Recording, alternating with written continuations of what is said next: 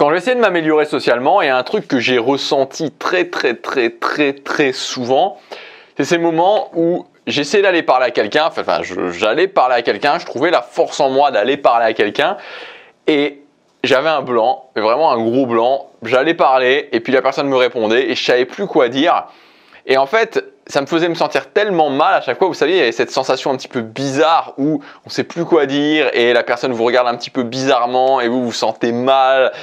Bref, en fait, ça me donnait juste envie d'arrêter de faire ça. Ça me donnait juste envie d'arrêter d'aller parler aux autres personnes. Alors, je ne sais pas si vous avez déjà ressenti ça. Je ne sais pas si tu as déjà ressenti ça.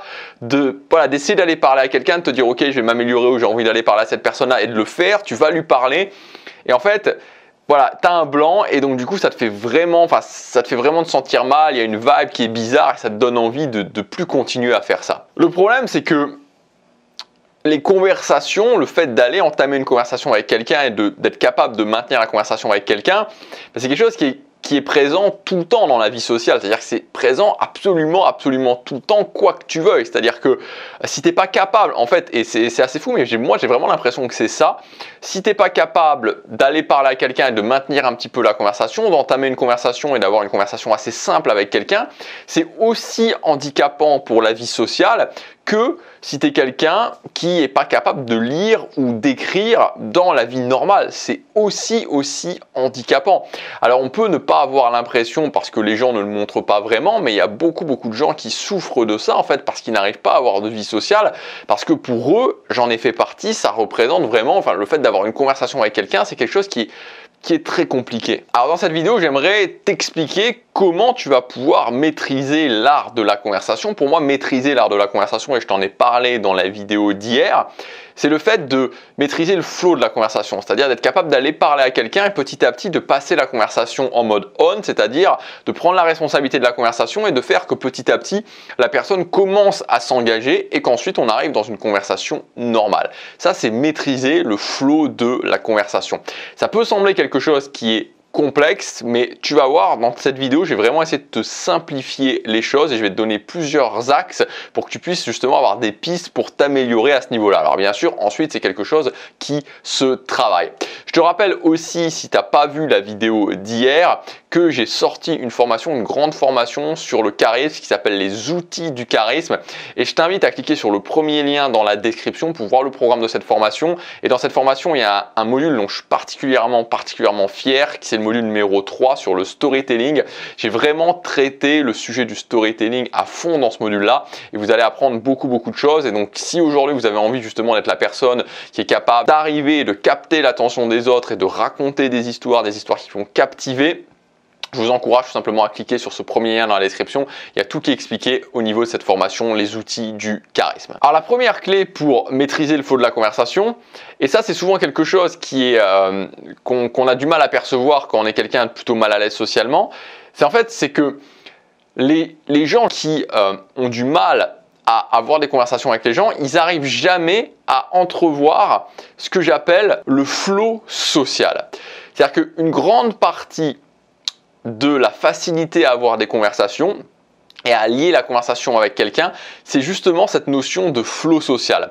Et en fait, ce flow social, c'est tout simplement le fait que plus tu vas parler à des gens, et plus ça va être simple de parler à des gens. Et ça, c'est quelque chose, et si vous êtes plutôt bon en conversation, vous le savez très certainement, c'est que plus je parle à des gens et plus je vais commencer à parler, plus ça va être simple de parler à d'autres personnes. Et c'est pour ça qu'il y a un concept qui est essentiel quand vous voulez vous améliorer socialement, c'est de commencer à faire ce que j'appelle le principe de la chauffe sociale. C'est-à-dire que quand vous arrivez quelque part, ou même encore mieux avant d'arriver quelque part, vous allez parler à différentes personnes pour vous chauffer socialement. Et vous verrez, et c'est quelque chose qui est assez magique, c'est que plus je suis capable de parler, et plus je vais pouvoir parler, plus je vais sentir les choses et plus il va y avoir des idées qui vont venir. C'est exactement la même chose quand vous faites des vidéos. Si vous avez déjà fait des vidéos et si vous êtes créateur de contenu, imaginons que vous fassiez vos vidéos. Alors moi, j'ai eu plusieurs périodes où je faisais des vidéos tous les jours, puis ensuite je suis passé à des périodes où je faisais plusieurs vidéos à la chaîne, puis de nouveau tous les jours, et puis maintenant je suis revenu à des moments où je fais plusieurs vidéos à la chaîne. Et en fait, c'est assez marrant, c'est-à-dire que quand je tourne la première vidéo, je suis toujours un petit peu froid, ça vient un petit peu moins bien, et puis quand je suis à 3-4 4 vidéos, la dernière vidéo, souvent, voilà, j'ai plein d'idées, même par rapport à ce que j'ai écrit, et puis je sens que les choses viennent beaucoup plus naturellement. C'est exactement la même chose au niveau au niveau du flow social. Et moi, je vous encourage, même si aujourd'hui vous êtes timide, vraiment, à faire un petit test. Je vous encourage à faire ce test-là une fois, et vous allez voir à quel point c'est surprenant. Une fois où vous êtes dans une soirée, dans un événement où il y a suffisamment de personnes, vous allez aller parler 5 minutes à 5 personnes différentes. La première personne, 5 minutes et je tiens les 5 minutes. La deuxième personne, 5 minutes et je tiens les 5 minutes. La troisième personne, 5 minutes et je tiens les 5 minutes. La quatrième personne, 5 minutes, je tiens les 5 minutes. La cinquième personne, 5 minutes, je tiens les 5 minutes. Et vous allez voir que après, donc c'est 25 minutes, c'est 5 fois 5 minutes, essayez de voir quand vous allez parler à une sixième personne, comment vous vous sentez à l'aise dans votre flow de conversation. Si vous faites ce test, vous allez voir que ça n'aura rien à voir, tout simplement. Ça n'aura rien à voir et ce sera beaucoup plus simple de parler aux gens ensuite. Donc, l'idée c'est quoi? C'est que quand j'arrive quelque part, je me chauffe socialement, je commence à parler à quelqu'un et je laisse venir. Voilà, je me juge pas, j'essaie pas de dire forcément toujours des choses intéressantes. Je continue à parler, je continue à parler, je continue à parler. En fait, exactement comme une séance de musculation quand je fais de la chauffe et je me chauffe petit à petit. Le deuxième point, c'est ce que j'appelle le principe des 3 ressentis. Donc, vous le savez sûrement, la chose qu'on veut absolument éviter dans une conversation, c'est le fait d'être en mode trop logique, c'est-à-dire qu'il ne se passe rien, que je pose des questions, que je dise des choses mais qui n'évoquent rien, il n'y a absolument rien du tout qui se passe, parce que une conversation c'est avant tout du ressenti, c'est-à-dire que quand quelqu'un va avoir l'impression d'avoir fait une bonne conversation avec une autre personne, c'est pas que la personne va lui expliquer je sais pas moi, l'évolution des civilisations précolombiennes de moins 500 avant Jésus-Christ jusqu'au conquistador espagnol. Non, c'est pas ça qui va donner qui va donner l'impression de faire une bonne conversation. Ce qui va donner l'impression de faire une bonne conversation, c'est justement cette notion de ressenti. Est-ce qu'à la fin de la conversation, j'ai ressenti quelque chose? Est-ce que j'ai l'impression vraiment que il s'est passé quelque chose? Et donc, justement, par rapport à ça, il y a ce principe des 3 ressentis avec 3 grandes choses, 3 grands ressentis que vous pouvez utiliser pendant vos conversations. Premier point, c'est le fun. Le fun, c'est toujours bien, surtout en début de conversation. C'est-à-dire que si en début de conversation, vous êtes capable, quand vous arrivez après 20-30 secondes, d'esquisser un petit sourire à la personne, alors il faut toujours faire attention, on n'est pas là pour jongler avec des oranges et pour faire de la bouffonnerie, mais si on peut esquisser un petit, si on arrive à faire un petit truc bien placé qui fait sourire, c'est toujours quelque chose de cool. Le fun, c'est toujours une émotion, c'est une émotion qui est assez sympa et qui fait se sentir bien. Donc ça peut être que moi, quelque chose que j'ai souvent utilisé, maintenant j'ai un petit peu changé, que je suis en Corée, mais avant que j'utilisais souvent, c'est t'es étudiant ou t'es étudiante, c'est quoi les méthodes de triche à la mode? Ou alors, tu fais ça dans la vie, non, mais arrête tout de suite, moi je te verrai beaucoup plus faire ça. Donc attention, ça demande un petit peu de calibration. Pour voir un petit peu la personne que vous avez en face. C'est pour ça que vous pouvez utiliser des trucs soft, comme je viens de vous dire, comme tu ferais pas ça, je te verrais plus faire ça, ou alors les méthodes de triche ou ce genre de choses. Mais il y a plein de choses à utiliser au niveau du fun, mais le fun c'est quelque chose qui passe toujours très bien. Le deuxième ressenti que vous pouvez utiliser, c'est le ressenti de l'inspiration. Moi j'aime beaucoup utiliser ce ressenti là, tout simplement parce que c'est quelque chose qui moi me fait vibrer en tant que personne. C'est-à-dire que moi j'aime beaucoup être inspiré et j'aime beaucoup en tout cas essayer d'inspirer les autres. Et donc c'est très facile d'aller sur ce ressenti de l'inspiration en disant aux personnes tout simplement qu'est-ce que tu voudrais vraiment faire dans la vie, c'est quoi les choses qui t'inspireraient vraiment de faire, aller creuser dans ce ressenti là. Moi c'est quelque chose que j'aime beaucoup faire et ça fait justement ressentir des choses. Et le troisième point, c'est tout simplement les émotions en général.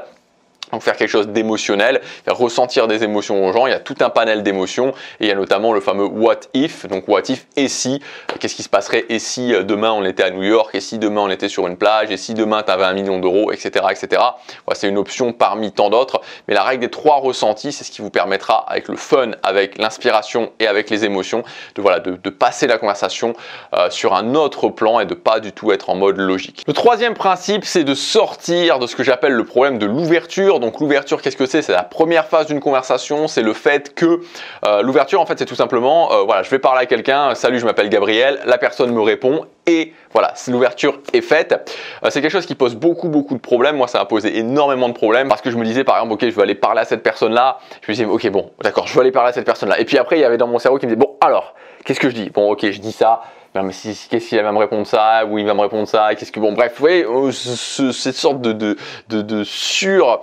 sur-réflexion, overthinking qui commençait à arriver et qui du coup faisait que je le faisais pas et je me mettais beaucoup trop de pression sur l'ouverture, alors que l'ouverture a fondamentalement assez peu d'importance et surtout ce qui va se passer ensuite qui a beaucoup plus d'importance. Donc moi je vous engage tout simplement à faire des ouvertures très simples du style salut, je m'appelle Gabriel, salut, j'avais envie de venir te parler, salut, tu passes une bonne soirée, etc., etc. Et une astuce supplémentaire que je voudrais vous donner, c'est le fait que si vous avez une mauvaise réaction, de tout simplement jouer la carte de l'honnêteté. Donc moi par exemple, ça a pu m'arriver d'avoir des mauvaises réactions, notamment quand j'allais parler à des filles que je connaissais pas, qui pouvaient me dire par exemple ah ouais, tu vas parler à toutes les filles, voilà, toutes les filles que tu trouves un peu jolies. Et moi par exemple à cette chose-là, je pouvais jouer, enfin moi ce que je faisais, c'est que je jouais justement sur la carte de l'honnêteté, sur la carte du regret, en disant tout simplement bah voilà, écoute, si j'avais pas été de parler, voilà, j'étais pas forcément très à l'aise avant de venir te parler, mais si j'avais pas été de parler, bah j'aurais regretté et dans ma vie, bah j'ai pas envie de regretter les choses, donc voilà, je suis là. Ou alors, ce qui pouvait aussi arriver, c'était le fait, voilà, t'as personne à qui parler, bah je disais tout simplement, écoute, voilà, moi actuellement, je suis pas très bon socialement, donc voilà, j'ai envie de m'améliorer socialement, et voilà, donc je viens de parler parce que voilà, j'ai envie de m'améliorer socialement, et c'est toujours quelque chose qui a, voilà, c'est toujours quelque chose qui donne des bons résultats, ou en tout cas qui, voilà, qui même si ça donne pas tout le temps des bons résultats, moi voilà, j'aime bien faire ça et je pense que ça, c'est l'honnêteté désactive un peu la négativité parce que les gens négatifs en général, ou des fois ça peut juste être des tests, ou voilà, ou parce que la personne n'est pas dans une bonne journée, c'est pas, je suis pas en train de dire oui c'est une mauvaise personne, etc. Mais ce que je veux dire c'est que souvent l'honnêteté a tendance à passer au-dessus de la négativité. Donc voilà, c'est un conseil que je vous donne. Si vous avez des mauvaises réactions, soyez honnête, jouez la carte vraiment de l'honnêteté, vous verrez que ça vous donnera des bons résultats. Quatrième chose pour maîtriser le flow de la conversation, c'est ce que j'appelle le principe du bol. Et ce principe du bol, c'est tout simplement de voir que quand vous parlez à quelqu'un, chaque élément qui est donné, la personne, ce qu'elle fait dans la vie, ou est-ce qu'elle a été en voyage, ce qu'elle aime bien, ce qu'elle aime pas, etc. Tout ça, c'est une sorte de petit post-it en fait qui arrive dans un bol. Et quand vous avez plus d'idées de quoi parler, vous pouvez reprendre ces éléments du bol et vous dire ok, on me a parlé de ça, boum, je parle de ça, cette chose-là, je le connecte avec une autre chose. Donc, il faut toujours avoir ça en tête, de voir que pendant que la conversation elle avance, il y a ces différents éléments qui rentrent dans le bol et de voir qu'en fait ce bol, c'est vraiment, voilà, c'est une sorte de puits sans fond où vous pouvez toujours revenir sur certains sujets, connecter avec d'autres sujets. Donc évidemment après il faut avoir un petit peu de maîtrise au niveau du fait de connecter les idées et se dire ok, il y a ça qui est arrivé dans la conversation, ok, je peux le connecter avec ça, il faut un petit peu laisser aussi venir le flow de la conversation, mais c'est toujours important de se rappeler de ça et on peut repiocher dans un des éléments qui a été dit. Et enfin, cinquième point, et ça aussi c'est important et c'est très lié en fait avec les vidéos, c'est ce que j'appelle, enfin les vidéos, quand on fait des vidéos, et je vous le dis si vous avez déjà fait des vidéos, c'est la règle de l'intensité.